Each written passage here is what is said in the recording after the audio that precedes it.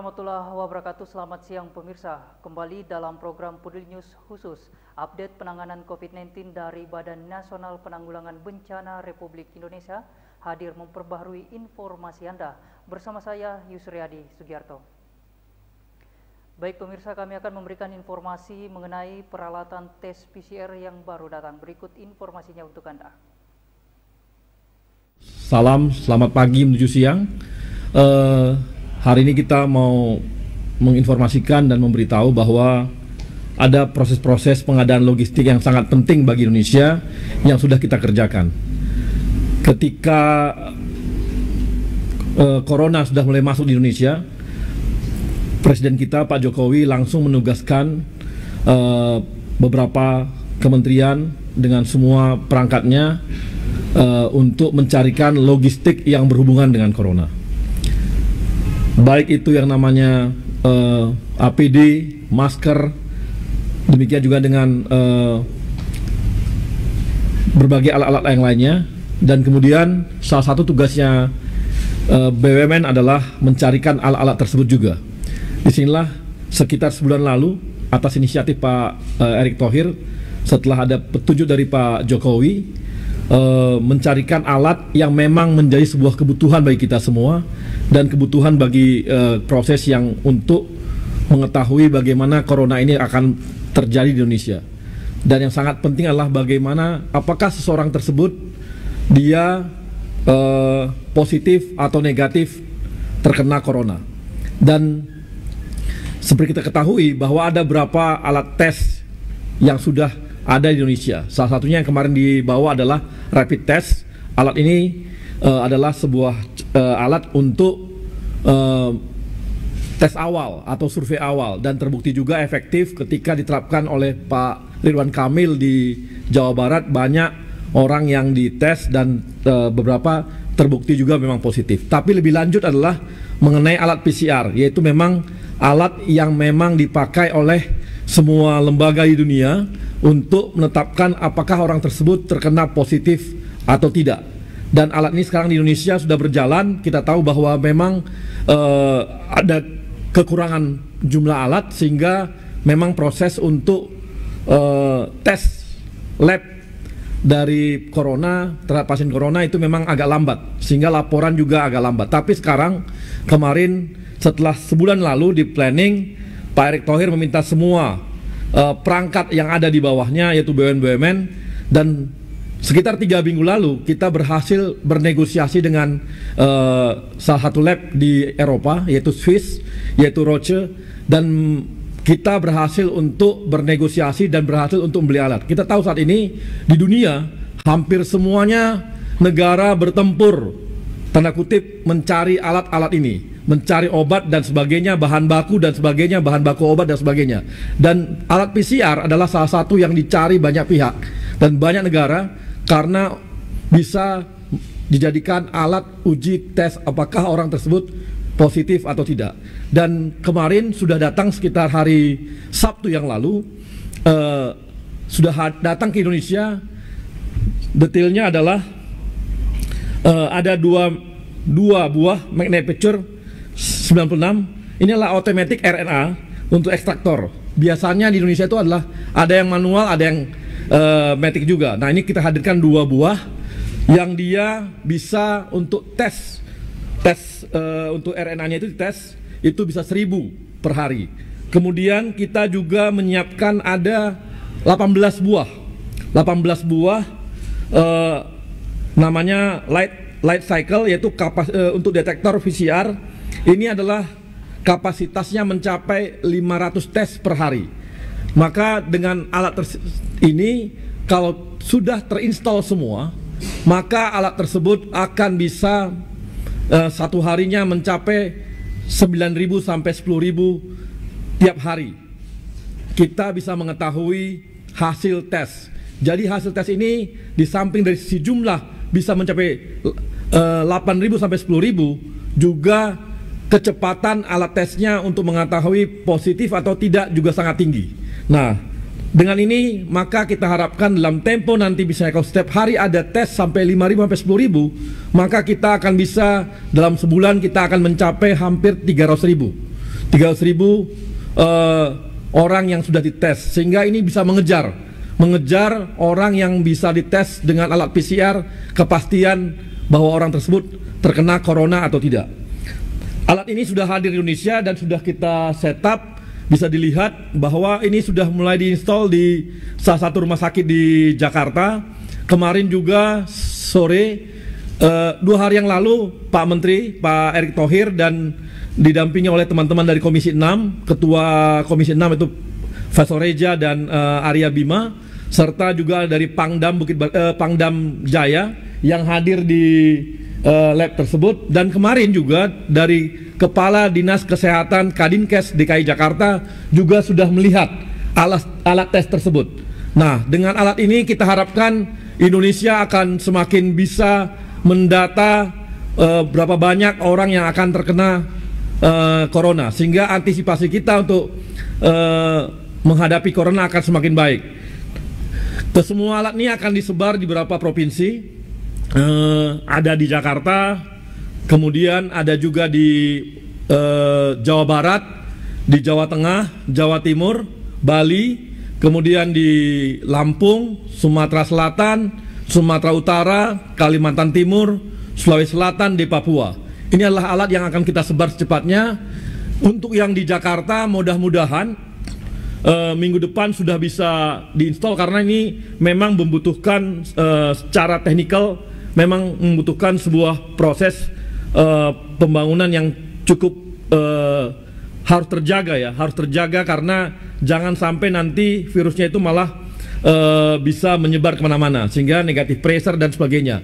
Kemudian di daerah pun nanti ini kita akan kirim secepatnya, moga-moga setelah diinstal maka dalam tempo 2 minggu, kalau setelah sampai di tempat, maka 2 minggu diharapkan kalau rumah sakit tersebut sudah punya tempat namanya negatif pressure, maka sudah bisa lab tersebut dipergunakan. Dan banyak item-item lain yang memang disesuaikan dengan kriteria sebuah lab, apalagi lab virus seperti ini yang bisa disesuaikan dengan standar yang dibangun oleh teman-teman dari Kementerian Kesehatan. Ini adalah langkah cepat yang berusaha kita lakukan supaya bisa mengantisipasi kondisi corona di Indonesia. Dan supaya kita tahu juga kondisi yang ada saat ini, memang semua negara berebutan, semua negara berusaha mengambil karena hampir seluruh negara di dunia sudah terkena corona. Jadi itulah yang bisa kami sampaikan pada hari ini. Semoga ini bisa membantu rakyat kita semua, membantu bangsa kita menghadapi corona. Dan untuk kita semua, jangan lupa selalu cuci tangan dengan sabun dan air mengalir, jaga jarak aman 1-2 meter, kemudian beretika saat bersin dan batuk, menutup dengan siku bagian dalam kalau batuk, selalu pakai masker apabila berada di tempat umum, dan yang di rumah, belajar di rumah, bekerja di rumah, dan beribadah dari rumah. Lakukan semuanya dengan disiplin, jadilah pahlawan, lindungi diri, lindungi orang lain. Mari menangkan perang melawan COVID-19, Indonesia bisa, salam tangguh. Baik pemirsa, itulah tadi laporan atau informasi mengenai peralatan tes PCR. Dan kita ke informasi selanjutnya pemirsa mengenai triase pasien COVID-19. Berikut informasinya untuk Anda. Assalamualaikum warahmatullahi wabarakatuh. Selamat pagi, salam sejahtera untuk kita semua. Hari ini kita akan membicarakan bagaimana kesiapan rumah sakit yang ada di wilayah DKI Jakarta. Sudah ada 15 rumah sakit rujukan COVID. Selain itu juga sudah didapat beberapa rumah sakit, kurang lebih 110 rumah sakit yang bisa melayani kasus-kasus PDP ataupun yang sudah dinyatakan positif sebagai COVID. Rumah Sakit Umum Pusat Persahabatan sebagai salah satu rumah sakit rujukan khusus menangani kasus-kasus COVID, saat ini kami menerima rujukan berbagai kasus. Pengalaman kami di Rumah Sakit Persahabatan saat ini, kami mendapat rujukan dalam satu hari itu kurang lebih sekitar 60 sampai 80 pasien. Sehingga kami harus menata kasus-kasus bagaimana yang bisa kami terima untuk bisa kami lakukan penatarasaan sesuai dengan kasusnya. Dari rujukan tersebut, maka kami membagi menjadi kasus ringan, sedang, dan berat. Kasus ringan sekitar 30-40%, kasus sedang 30-60%, dan kasus berat sekitar 10-15%. Dari kasus-kasus rujukan tersebut yang kami dapat tangani kurang lebih 12-15%.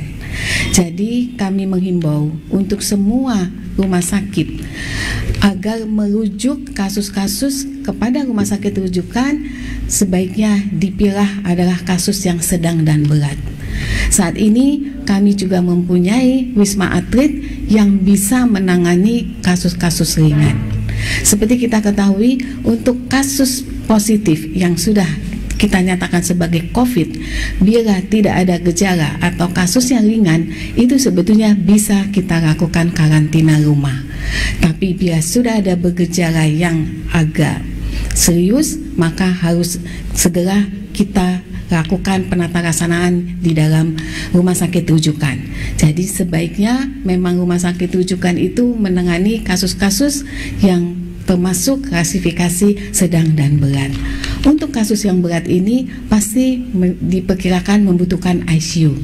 Nah, di sinilah tempatnya kami semua rumah sakit di Jakarta akan memperluas kapasitas untuk kasus-kasus ICU. Seperti diketahui, Rumah Sakit Persahabatan awal pertamanya kami hanya menyiapkan 24 tempat tidur ruangan isolasi. Tapi dengan kondisi seperti ini, kami sudah melakukan perluasan bertahap. Sampai saat ini sudah bisa menampung 100 tempat tidur. Mudah-mudahan dengan SDM yang ada saat ini di Rumah Sakit Persahabatan, kami bisa meningkatkan sampai 100 tempat tidur. Mungkin kita semua harus memahami kasus COVID ini harus ditangani dengan kondisi ruangan isolasi, sehingga tidak dengan mudah semua pasien itu bisa dirawat di rumah sakit yang ada. Untuk itu, mari kita bersama-sama menjaga supaya kita semua ini setelah diketahui positif, kita harus segera berobat dan kita tentukan bagaimana kita ke fasilitas kesehatan tersebut. Rumah sakit rujukan siap menangani untuk kasus-kasus dengan kondisi sedang atau berat. Untuk itu, maka diharapkan kita semua bila ada keluhan segera berobat ke rumah sakit rujukan. Kami juga menyiapkan poli untuk ODP, orang dalam pemantauan. Di dalam pemeriksaan poli ODP ini tidak semua pasien itu akan dirawat. Maka kami akan seleksi mana pasien yang indikasi rawat. Indikasi rawat pun dibagi menjadi indikasi rawat kasus ringan, kasus sedang, ataupun kasus berat. Sehingga kalau kita menemukan dari poli ODP kasus ringan, kami akan merujuk ke Wisma Atlet. Bila ditemukan kasus sedang atau berat, maka ini adalah indikasi untuk dilakukan perawatan di rumah sakit. Rumah sakit di sekitar DKI itu sudah menyiapkan jumlah tempat tidur kurang lebih 475 tempat tidur, dan saat kemarin kami sudah mengadakan pertemuan dengan Dinas Kesehatan DKI. Dalam waktu dekat sampai tanggal 15 April ini ditingkatkan menjadi 837 tempat tidur, sehingga kemampuan kami setiap saat kami usahakan menjadi meningkat, dengan harapan semua yang membutuhkan kasus rujukan bisa kami tangani. Ke depan, kasus-kasus yang memang dibutuhkan kasus yang berat, kami akan menyiapkan tempat tidur untuk ICU ditingkatkan lagi. Rumah Sakit Persahabatan dengan SDM yang ada saat ini, kami akan meningkatkan ruangan ICU maksimal 16 tempat tidur. Tapi nanti akan didukung oleh rumah sakit lainnya di sekitar DKI mungkin kami akan meningkatkan lagi kapasitas untuk ICU-nya bisa meningkat menjadi lebih dari 100 tempat tidur. Itu yang akan kami tingkatkan untuk menerima pasien-pasien melalui triase. Jadi untuk triase ini pasti kami akan seleksi untuk kasus yang ringan, sedang, dan berat. Perlu diketahui juga untuk kasus-kasus yang ringan, tadi kami sudah sampaikan, ini bisa berkoordinasi dengan dinas kesehatan setempat, ini bisa dilakukan karantina rumah. Dengan karantina rumah pasti harus ada ketentuan-ketentuan yang ditaati oleh pasien itu sehingga dia tidak menyebarkan kepada keluarganya. Jadi yang penting sekarang bagaimana kita semua bisa disiplin dan mentaati bagaimana kasus yang ada di sekitar kita. Itu yang sangat penting. Untuk penyakit-penyakit COVID ini kita semua sudah ketahui pasti gejalanya dengan demam, batuk, sakit tenggorokan, mungkin yang agak berat akan timbul sesak napas. Untuk itu kita harus waspada, tidak perlu panik, tapi kita harus waspada. Bagaimana kita bisa mengatasi, memberikan pencegahan supaya kita semua bisa dengan aman berada di lingkungan kita. Mungkin saat ini kita sudah tahu bagaimana kita baiknya ada di rumah. Stay at home, itu yang sangat penting. Yang penting untuk kita ketahui bagaimana gejala yang harus kita waspadai sehingga kalau timbul gejala itu segera cari fasilitas kesehatan. Bila di lingkungan kita sudah positif, kita jangan panik, tapi segera kita atasi bagaimana mengatasi untuk kita terhindar dari lingkungan kita yang memang sudah positif. Untuk itu, maka marilah kita sama-sama melakukan pencegahan. Yang pertama, cuci tangan dengan sabun dan air mengalir. Jaga jarak aman 1-2 meter. Beretika saat bersin dan batuk, yaitu menutup dengan siku bagian dalam. Selalu memakai masker apabila di tempat umum. Ini tolong diingat, saat ini kita semua harus menggunakan masker. Gunakanlah masker untuk yang di masyarakat, silakan menggunakan masker kain. Untuk kami tenaga kesehatan menggunakan masker bedah atau N95. Dan jangan lupa di rumah pun kita bisa tetap melakukan pekerjaan kita, berarti kita di rumah bisa tetap produktif. Bagi yang bersekolah, silakan belajar di rumah, bekerja dari rumah, dan beribadah dari rumah. Lakukan semua dengan disiplin. Jadilah pahlawan, lindungi diri kita, lindungi orang lain. Mari menangkan perang melawan COVID-19. Indonesia bisa. Salam tangguh. Ya baik pemirsa, itulah tadi rangkaian berita yang kami relay dari Badan Nasional Penanggulangan Bencana Republik Indonesia. Sekian Peduli News khusus update penanganan COVID-19 untuk saat ini. Terima kasih atas kebersamaan Anda dan sampai jumpa.